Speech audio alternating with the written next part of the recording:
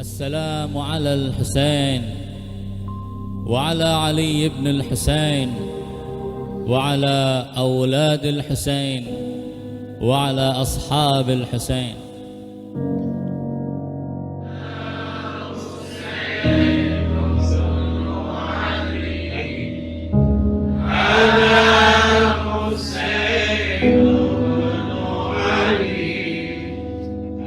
Tapi Zainab harus melihat abangnya dipenggal keponakannya, orang-orang yang dia cintai termasuk Abul Fadl Abbas, tapi dia harus tegar.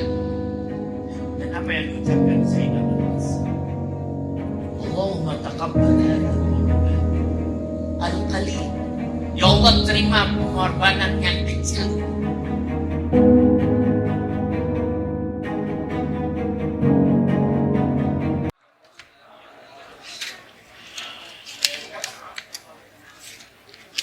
Bismillahirrahmanirrahim. Alhamdulillahi Rabbil Alamin. Wassalatu wassalamu ala habibina wa habibi ilahil alamin Abil Qasim Muhammad. Allahumma salli ala Muhammad wa ala alihi tayyibin at-tahirin wa ashabihi al-mayamin al-mukhlisin. Para tamu yang terhormat, terutama Direktur ICC, guru saya, Syekh Dr. Hakim Ilahi, Direktur Sadra ICAS, Syekh Dr. Muttaqi, dan guru saya yang cukup dekat dengan saya, yaitu Hujjatul Islam wal Muslimin, Sayyid Faris, dan para ustadz, para ulama, bapak-bapak, ibu-ibu, adik-adik sekalian, para pecinta Rasulullah sallallahu alaihi wa alihi wasallam. Assalamualaikum warahmatullahi wabarakatuh. Waktu yang sangat sempit, mungkin tidak semua apa yang ingin saya ungkapkan dapat terungkap di sini, tapi apa yang tidak bisa diungkap tentang Rasulullah sallallahu alaihi wasallam secara oral dapat diungkap secara emosional, dapat diungkap melalui kehadiran kita, dapat diungkap melalui salawat-salawat yang selalu kita kumandangkan, dapat diungkapkan melalui semangat kita untuk memperingati kelahiran Rasulullah sallallahu alaihi wasallam. Memperingati kelahiran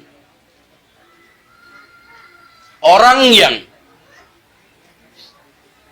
sengaja berjalan mengendap-endap di tengah keramaian karena tidak ingin mengusik kerumunan orang. Mengapa kita perlu memperingati orang yang kita peringati kelahirannya? Adalah orang yang bila dipanggil tidak sekedar membalikkan lehernya, tapi membalikkan seutuh tubuhnya. Orang yang kita peringati kelahirannya adalah orang bila mendengarkan ucapan seseorang tidak membedakan status dan penampilannya, namun memberikan perhatiannya sebegitu besarnya sehingga setiap orang merasa mendapatkan perhatian istimewa darinya. Orang yang kita peringati kelahirannya berbantal batu di Taif. Orang yang kita peringati kelahirannya berselimut debu saat melintasi gurun menuju Madinah. Orang yang kita peringati kelahirannya adalah orang yang meletakkan batu sebagai ganti dari isi perutnya saat lapar. Orang yang kita peringati kelahirannya adalah orang yang mengunjungi sahabatnya yang sakit meskipun di ujung kota. Orang yang kita peringati kelahirannya adalah orang yang tidak menyebut pengikutnya sebagai pengikut, tapi menyebutnya sebagai kawan. Orang yang kita peringati kelahirannya adalah orang yang tidak lagi memperhatikan dirinya, menghadiahkan pelipisnya yang mengucurkan darah, membiarkan anak-anak menjadikan dirinya sebagai sasaran uji ketangkasan melempar batu, membiarkan dirinya dilumuri kotoran-kotoran onta. Ia adalah sebuah galeri pengorbanan, ketabahan, kemuliaan. Orang yang kita peringati kelahirannya adalah orang yang justru malu saat orang-orang berkunjung ke rumahnya pada saat waktu makan. Sehingga kehidupan pribadinya justru dikorbankan. Orang yang diperingati kelahirannya, orang yang kita peringati kelahirannya, adalah orang yang justru karena dia angin berhembus, ombak berdebur, matahari berpendar, dan alam tercipta. Lidah terasa keluh, kata terasa tak mampu melukiskan kebesarannya. Sedemikian besarnya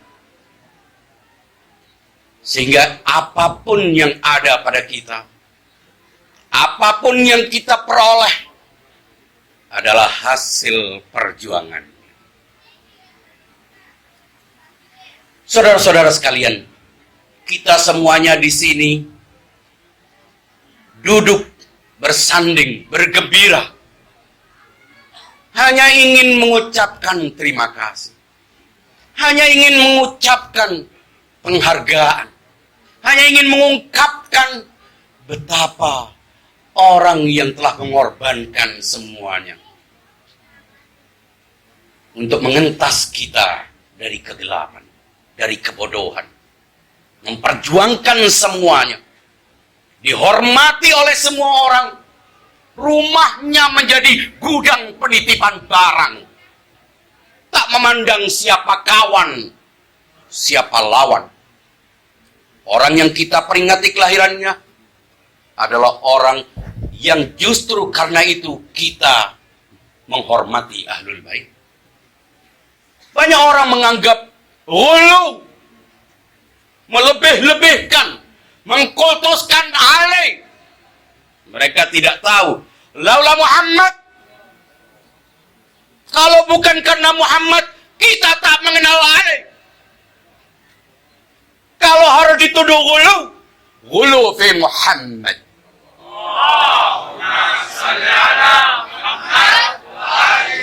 Mengapa kita harus dituduh ghulu? Ghulu adalah melebihkan sesuatu yang tidak ada padanya. Kultus adalah memberikan predikat-predikat yang tak sesuai. Tapi pada Muhammad tak ada kultus, tak perlu mengkultuskan Muhammad, karena Muhammad melampaui makna kultus. Laqad ja'akum rasulun min anfusikum azizun 'alaihi ma 'anittum harisun 'alaikum bil mu'minina raufun rahim. Muhammad menyandang sifat-sifat Tuhan, Rauf, Rahim, dan semua sifat-sifat mulia disandang oleh Muhammad. Karena itu kalau kita memuji Allah, meminta kepada Allah, tak lebih kita harus berhenti di garis di mana tidak ada siapapun yang layak memasuki altar wujud Allah selain Dia. Cahaya kedua, penyebab alam semesta yang kedua, yang karena itu alam tercipta. mengkultuskan Ali. Ali yang kita kultuskan adalah orang yang mengatakan, ana abdun min abidi Muhammad.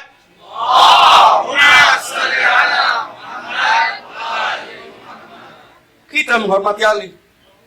Kenapa? Ali pendamping Muhammad. Kita mengutamakan Ali. Ali mengorbankan dirinya. Untuk siapa? Untuk Muhammad. Mengapa kita perlu mengagungkan mereka? Bukan karena mereka, tapi karena Muhammad.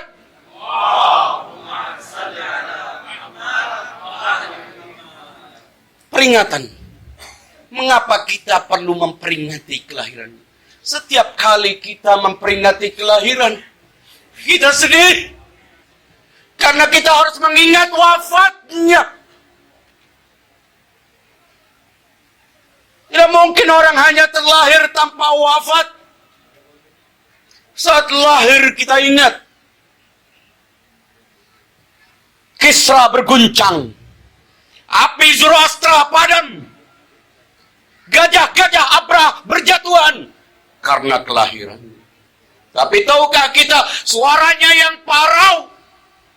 Meminta secari kertas. Saat ia terbujur sakit di ujung hidupnya. Kita jangan hanya meriang. Kita jangan hanya gembira.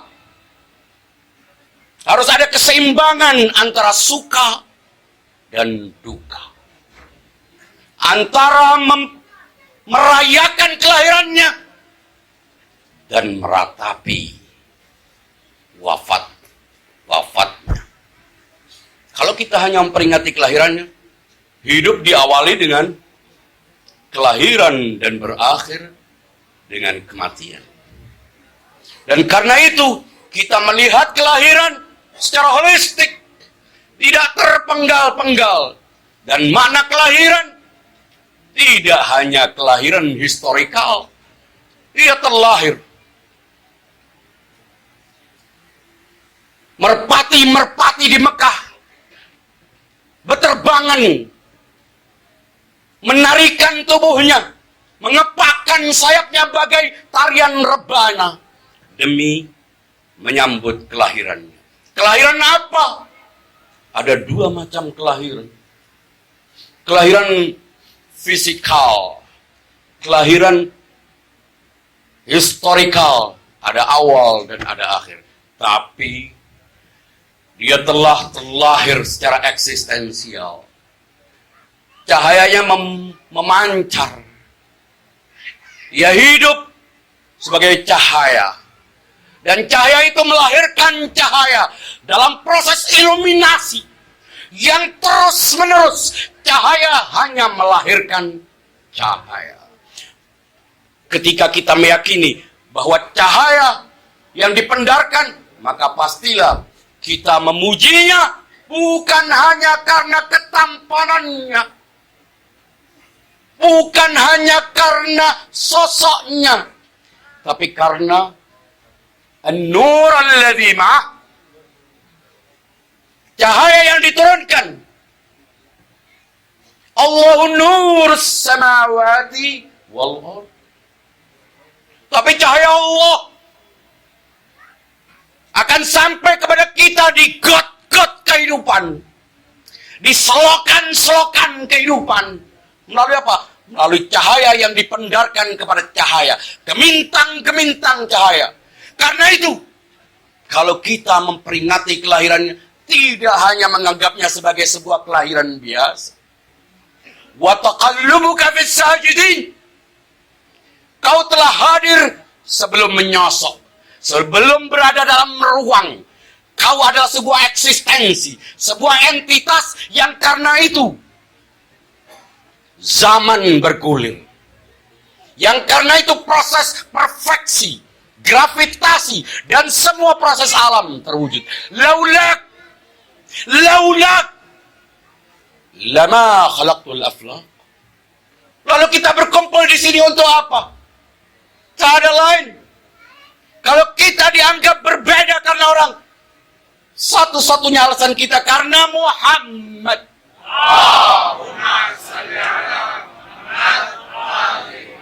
Al-Imam Ja'far Shadiq yang kita peringati kelahirannya berkata, Kulluna Muhammad. Semua kita adalah Muhammad. Jangan pernah memandang selain cahaya-cahaya yang ada. Tak lebih. Mengapa bulan berpendar? Mengapa purnama bersinar? Bulan tak punya cahaya pada dirinya. Ia mencerap cahaya dari sang surya. Karena itu, kalau kita memperingati Ahlul Bait, menghormati Ahlul Bait, rela berbeda, menerima segala risiko, semata-mata karena Muhammad. Wa ma Muhammadun illa rasul qad khalat min qablihi ar-rusul afa in mata aw qutila anqalabtum ala aqabikum wa man yanqalib ala aqibaihi falan yadhurra Allah syai'a wa sayajzi Allahu syakirin. Orang yang kita peringati kelahirannya adalah orang yang berdiri saat perempuan datang. Muhammad menjungkir balikkan sistem jahiliyah. Muhammad menghancurkan arca-arca batu dan menghancurkan mindset, menghancurkan sistem, menghancurkan semua keinginan-keinginan untuk melakukan hegemoni atas nama agama. Tahukah, sebelum orang-orang melakukan kezaliman-kezaliman atas nama agama, menjadikan agama sebagai industri, menjadikan agama sebagai alat untuk menjajah, Rasulullah Sallallahu Alaihi Wasallam telah dituduh anti Tuhan. Anti Tuhan siapa? Anti Tuhan Abu Jahal. Anti Tuhan para Bromo-Corah Makkah. Karena itu Muhammad diburu, dikejar, setelah dirayu dengan berbagai macam cara. Tapi dia katakan, andaikan matahari di tangan kananku dan bulan di tangan kiriku, andaikan aku mendapatkan hadiah kekuasaan, aku tidak akan mundur. Ini bukan soal posisi, ini bukan soal strata, bukan soal penghormatan. Muhammad tidak memerlukan pujian, pemujaan. Orang yang kita peringati kelahiran itu saat usai perang bertanya, ada yang tersikut oleh kaki tangan saya? Dan dia membuka punggungnya untuk mempersilahkan orang untuk membalas. Orang yang kita peringati kelahirannya ini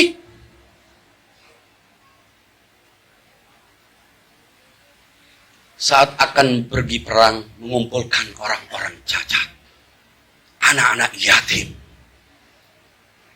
wanita-wanita tak bersuami, orang-orang miskin.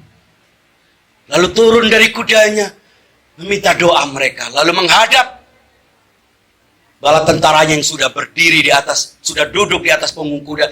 Innama tunsarun wa tughlabun bi du'afaikum. Dialah yang menumbuk gandumnya sendiri. Mengapa begitu mulia? Karena memang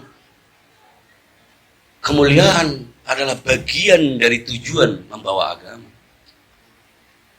Mengapa? Seringkali saya katakan, mengapa begitu gigihnya orang-orang itu memerangi, memburu, memblokade. Pernah hidup dalam blokade, dalam isolasi. Syekh Abi Thalib yang katanya kafir itu.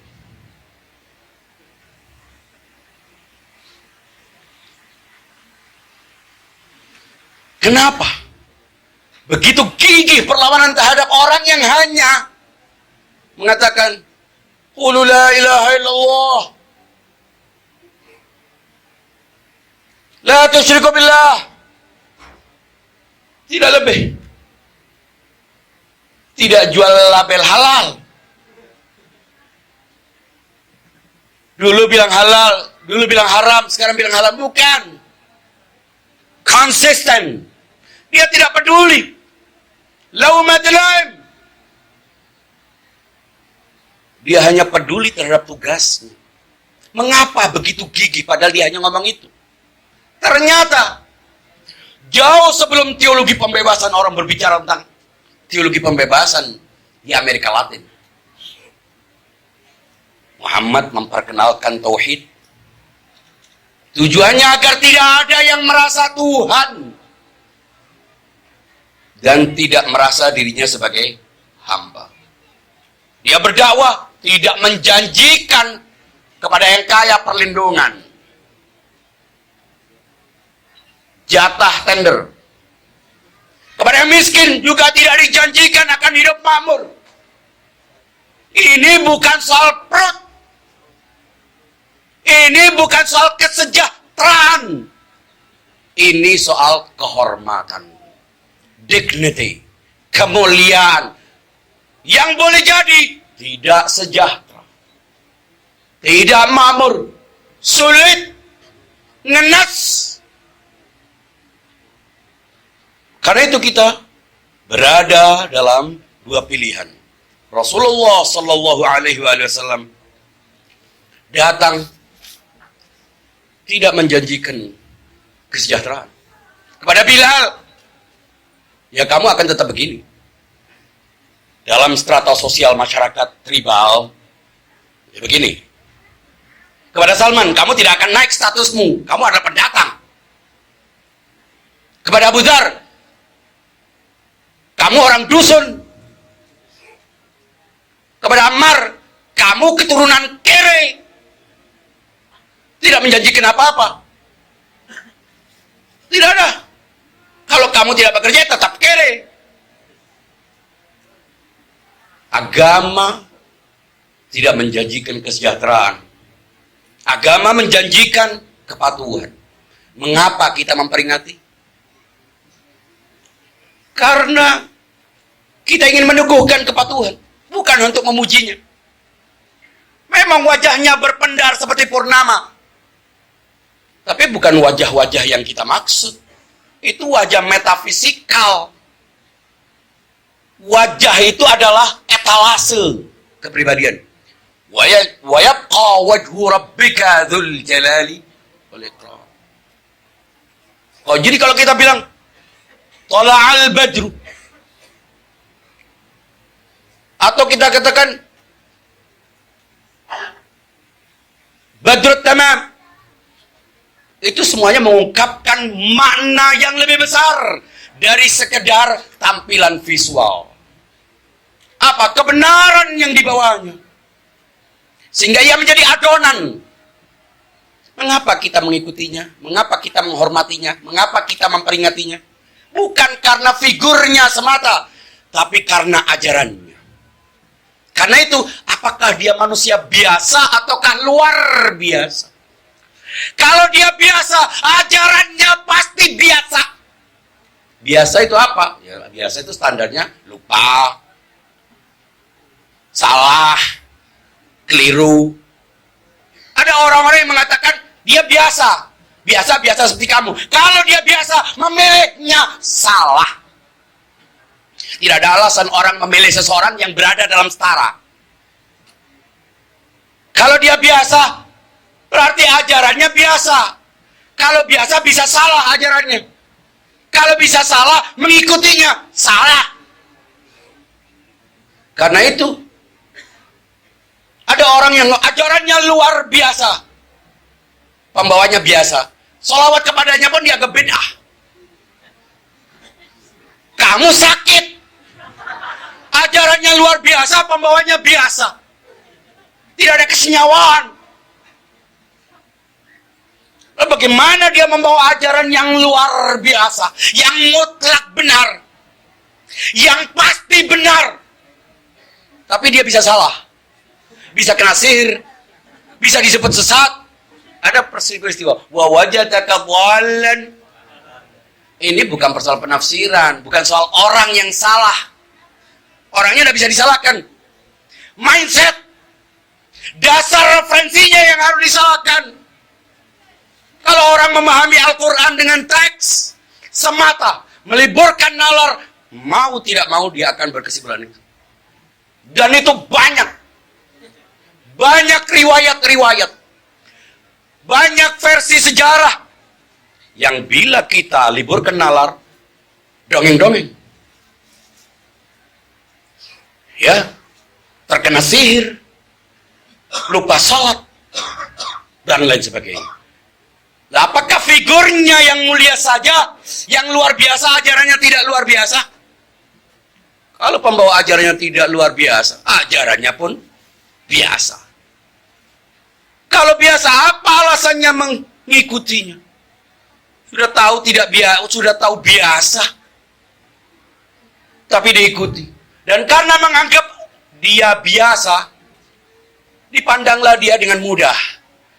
Sehingga banyak peristiwa-peristiwa yang digambarkan sebagai asbabun nuzul karena teguran orang yang biasa.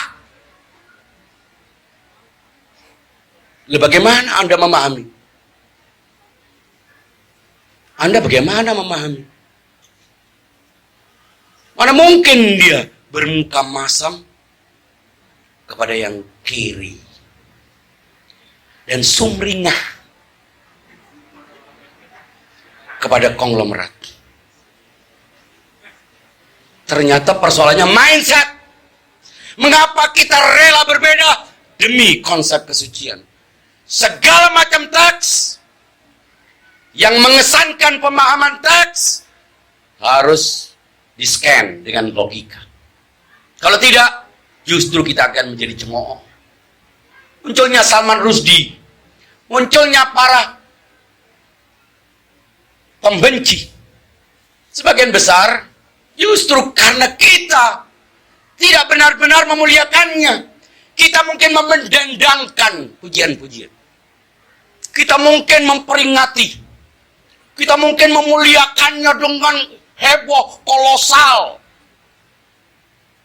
Tapi kita tidak men-scan, tidak memfilter informasi-informasi yang justru dijadikan sebagai bahan untuk mencederai kemuliaan. Karena itu, kita semuanya di sini dipertemukan oleh apa? Dipertemukan oleh Muhammad.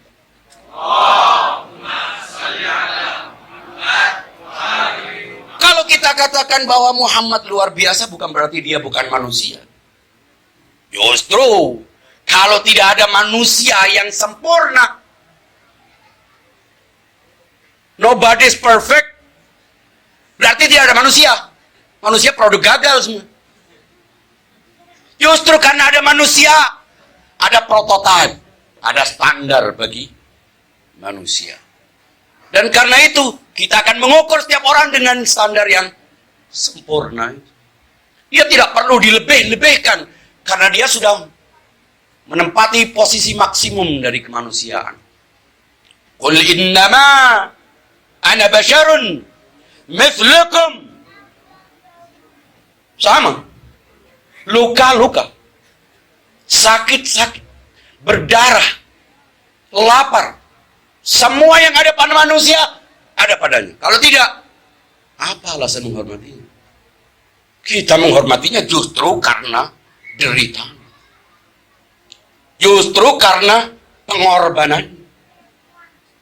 Sampai para sahabat mengatakan, kita dalam kecamuk perang itu berlindung pada punggung Rasulullah Sallallahu Alaihi Wasallam. Sayangnya, sebagian orang, mungkin sebagian besar, menggambarkan Nabi itu bersih, tak berdebu, klimis, damai, senyum saja. Padahal Muhammadun Rasulullah walladzina ma'ahu asyidda'u 'alal kuffar ruhama'u bainahum. Kalau kita menghormati Ali karena Ali adalah pendekar, ini gurunya. Ini yang menghormati Ali pasti begini. Mengapa? Ali bulan. Bulan bercahaya karena surya. Dan surya itu adalah Muhammad.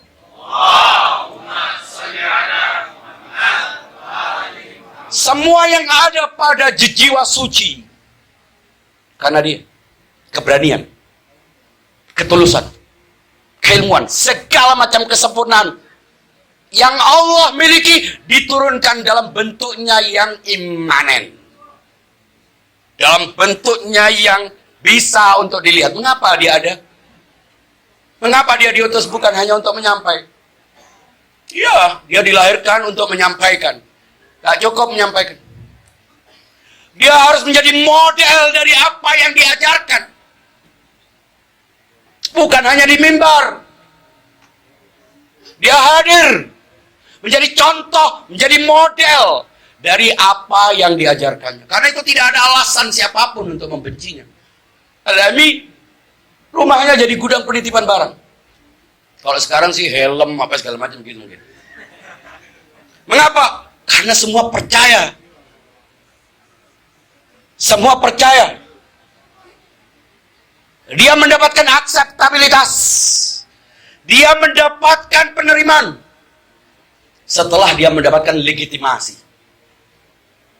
Kebenarannya tidak perlu dijustifikasi oleh penerimaan orang.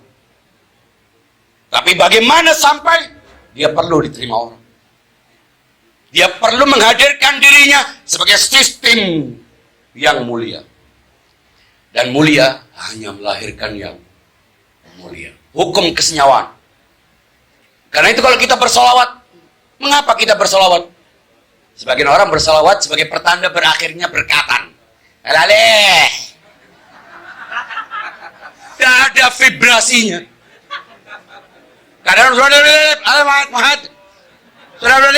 apa?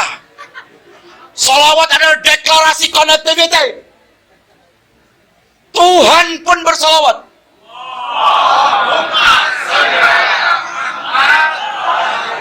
Mengapa kita berhubungan dengan Allah? Allah tidak mirip dengan kita. Laisa kamitslihi syai'. Tidak ada hubungan sama sekali. Laula connector. Karena itu Allah membuka akses kepada sang konektor. Inna Allah wa malaikatahu yusalluna. Mentautkan dirinya. Membuka cahayanya. Agar kita berhubungan dengan Allah melalui ini. Wabtaghu ilaihil wasilah. Ya ayyuhalladzina amanu. Hei orang-orang. Iman dulu. Modemnya iman dulu. Sambungkan dengan iman. Lalu berserahlah kepadanya. Tanpa tapi. Ali membuktikan tanpa tapi. Tidak memikirkan karirnya. Tidur. Kamu tidur. Nanti akan posisi. Nggak ada. Tidur. Orang yang terakhir berhijrah. Setelah semuanya. Buka pasar, buka toko. Di Madinah. Ali di Makkah. Ali siapa? Ali muridnya. Shallaitu wara'an nabi. Ana wa Khadijah. Orang masih buat berhala dari korma. Tapi waktu saldo turun, berkurang, korma itu juga dimakan. Kebodohan. Benar-benar. Karena itu derita Rasulullah Sallallahu Alaihi Wasallam, derita yang tak terberikan. Menghadapi berbagai macam cara. Ada orang menarik, ada orang ngomong seenaknya, semuanya dihadapi. Tahu ada yang oportunis, ada yang menjilat, semuanya ada. Karena karakter manusia terbentuk dengan apa yang ada. Derita menghadapi itu, dia harus menganggapnya semua dalam posisi yang sama.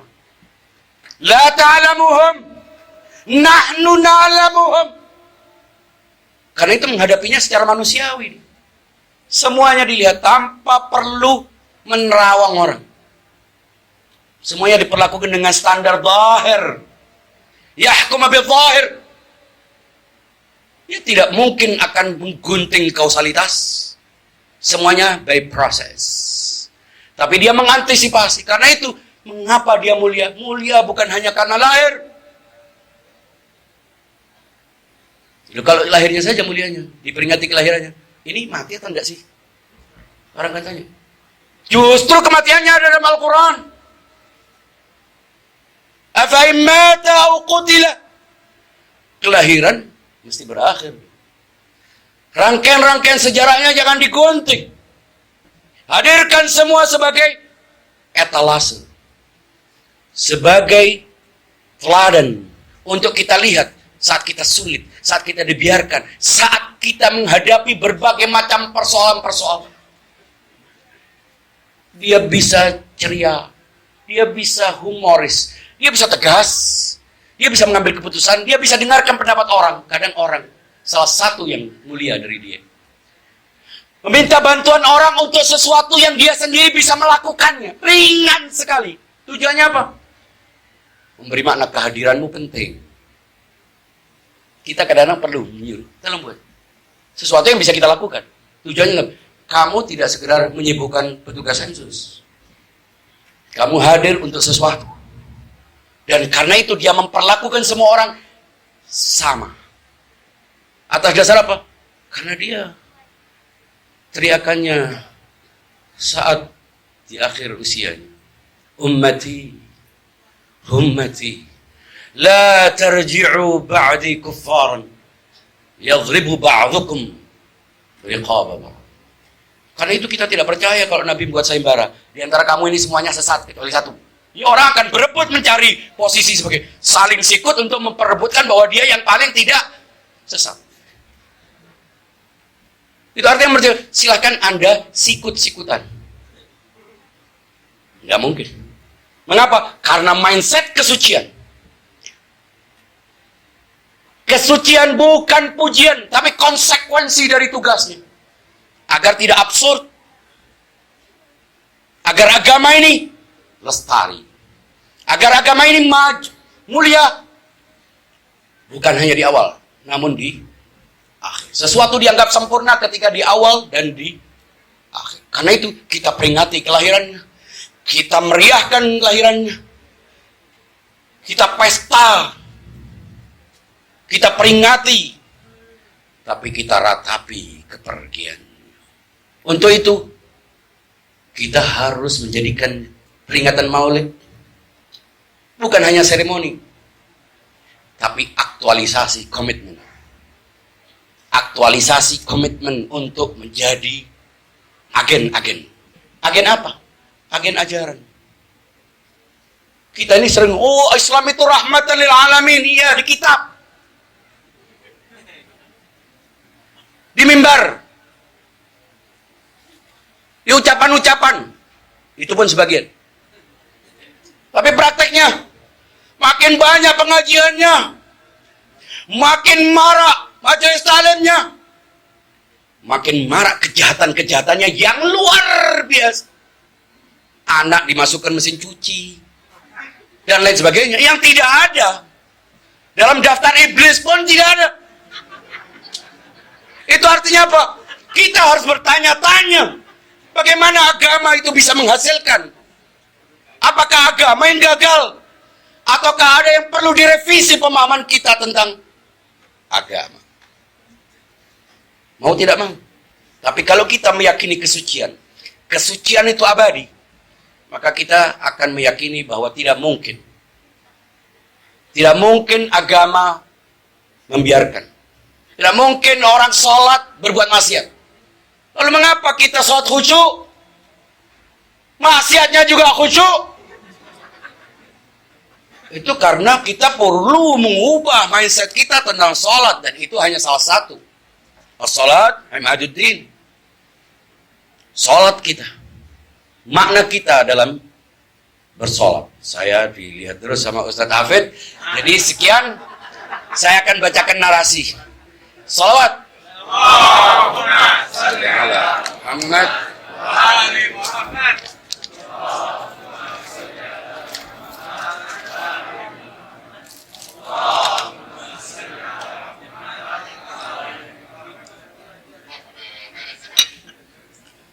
Saya juga penyair, jadi mohon maaf kalau sok-sok jadi penyair.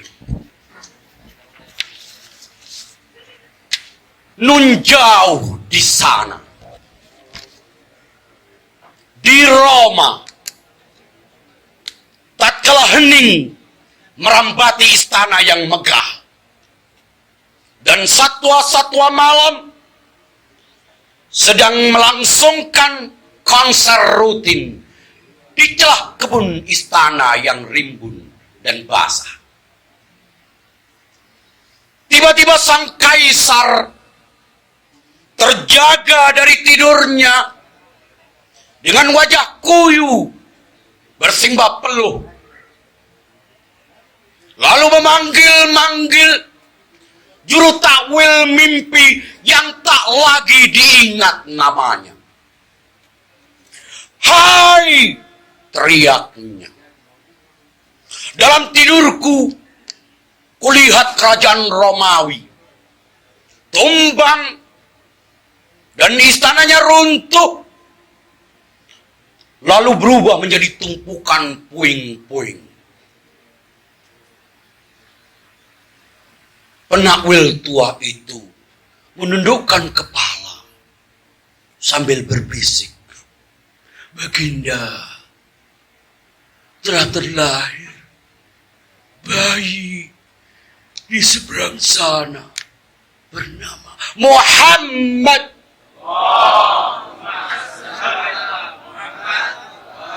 Di lorong salam yang tenang,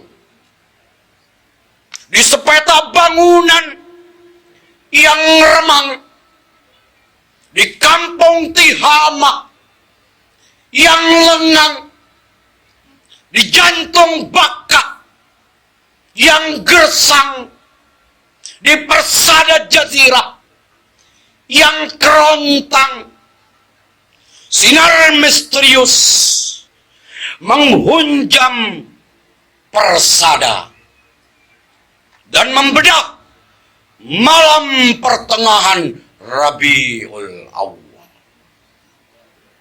Sebuah jeritan bayi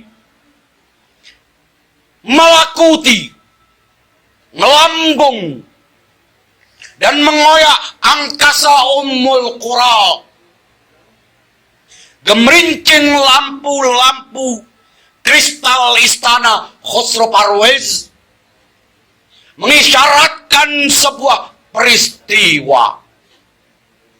Dentang-dentang lonceng raksasa gereja Roma mengumandangkan sebuah warta. Debam-debam gajah-gajah Abraha yang berjatuhan, beradu bagai genderang laga, kelepak sayap-sayap merpati di atas Makkah menari bersusulan laksana rebana pesta. Lalu terdengar kumandang selamat menggigil cukong-cukong tamak, selamat berhamburan, Tuhan-Tuhan bertulang, selamat berjatuhan, raja-raja jorok, selamat ketakutan, seniman-seniman cabul di pasar Ukab, selamat bangkrut, saudagar-saudagar budak, berpestalah.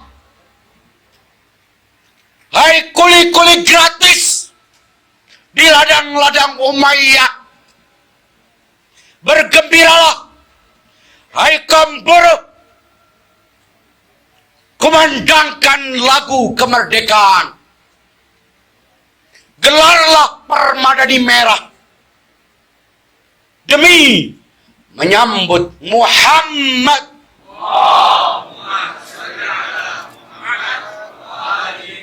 Mentari menyingsing dan menyongsong, purnama menyeruak dan menyapa, gemintang berkilau dan menyambut, pelangi berhias dan mendaulat, Ka'bah menyala dan mengucapkan selamat datang, selamat lahir, selamat berpendar, selamat hadir kepada debur-debur ambak Rabbani yang menggulung, menghempas buih syaitani, kepada nafas subuh, kepada desah nafas subuh yang berhembus lembut, segarkan pori-pori fitrah, kepada rinai-rinai iman yang berguguran membilas Sahara Hijaz, kepada sepoi-sepoi sejuk yang meniup pucuk dedaunan korma, kepada simponi tangkai zaitun yang bergesekan laksana biola, kepada mawa api tauhid yang menjilat-jilat syirik, kepada untaian syair ilahi yang abadi, kepada rangkaian firman yang suci, kepada penguasa altar malakut yang menghadirkan gelegar dahsyat di angkasa langit, kepada kuasa Musa, kasih Yesus, damai Buddha, hikmah Sokrates, logika Aristo, ide Plato, aura Zoroaster, dan wibawa Lao Tse, kepada pemuka para Kohen, para santo, dan para imam, kepada utusan Sang Khoda, kepada kekasih Yazdan, kepada duta Sang Theos, kepada pewarta Sang Yang, kepada Rasulullah, kepada Sang Rahmat, kepada Dia yang bernama Muhammad.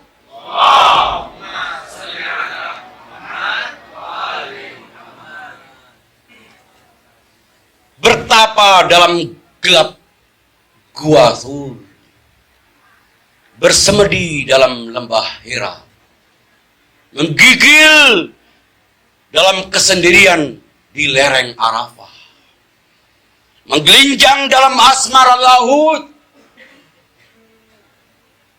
mengerang dalam kehangatan Sang Jamal, bergejolak dalam pesta malaikat, menanggalkan busana raga, hilang dalam ada, masuki nasut, dilumuri kotoran onta di haram, dilempar bebatuan bocah-bocah Taif, bermandikan darah di Uhud, bersenda jenaka di hadapan yatim, menghibur para janda syuhada, berhari raya dengan gelandangan, bergaul dengan kaum cacat dan kusta, bersukacita didatangi tamu, tunanetra, berjalan menunduk di keramaian, mencium tangan pekerja keras, pemaaf kala berkuasa, membantu sebelum diminta, berbalik tubuh bila diseru, menegur tanpa menunggu bermurah, menegur tanpa menunggu, bermurah dengan senyum, menggali parit dan sumur, tidur dengan bantal batu, keluar masuk pasar, dan berseru, akulah Muhammad.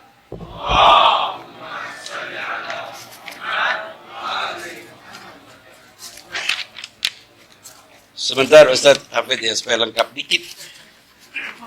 Sudah terlanjur diketik, ini nggak dibaca. Syekhna sameh nih Syekhna.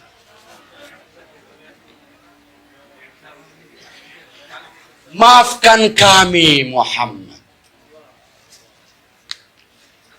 Derit pintu reot di bilikmu. Gemerisik pelepah korma atap rumahmu. Bunyi bertalu lumpang kalau kau menumbuk gandum. Tangisan kedua cucumu yang sakit akibat lapar. Suaramu yang parau meminta setangkai pena dan secari kertas saat terbujur sakit bersambut bising. Pekik pilumu, umatku, umatku, membahana, menembus lorong-lorong waktu, dan mengiang-ngiang dalam sanubari para pengikut dan pengagummu. Debu-debu yang menjadi menutupi tubuhmu. Debu-debu yang menutupi tubuhmu kala melintasi Sahara, meninggalkan kota kelahiran. Gulita yang menjadi selimutmu saat bersemedi dalam gua. Batu yang mengganti roti penunda lapar di perutmu. Gundukan tanah yang menjadi bantalmu kala lelah memasuki setiap kampung mewartakan ajaran langit. Peluh yang membasahi tubuhmu saat menggali parit. Darah yang menetes dari dahimu kala menjadi sasaran lomba ketangkasan melempar batu, bocah-bocah, dan rahangmu yang koyak di Uhud akibat kepungan para serdadu adalah galeri prasasti, kemuliaan, pengorbanan, dan kepatuhan paripurna. Salam kepada putrimu yang kau hormati dan diabaikan setelah wafatmu. Salam kepada murid utama dan pendampingmu yang dikucilkan akibat dendam perang-perang masa lalu, diusir, dikeroyak, difitnah, dan disembelih di mihrab Masjid Kufah. Salam kepada Hasanmu yang dikhianati, ditinggalkan, dan menggelepar-gelepar akibat racun dalam minuman yang disuguhkan kepadanya. Salam kepada Husainmu yang diundang, lalu dihadang, lalu dikepung, lalu dibantai, dan diinjak-injak puluhan kaki kuda di Nainawa. Salam kepada jiwa suci, gemintang iman yang terbunuh atau diracun demi mengawal agamamu. Salam kepada setiap pengikutmu yang setia. Salam kepadamu. Wassalamualaikum warahmatullahi wabarakatuh.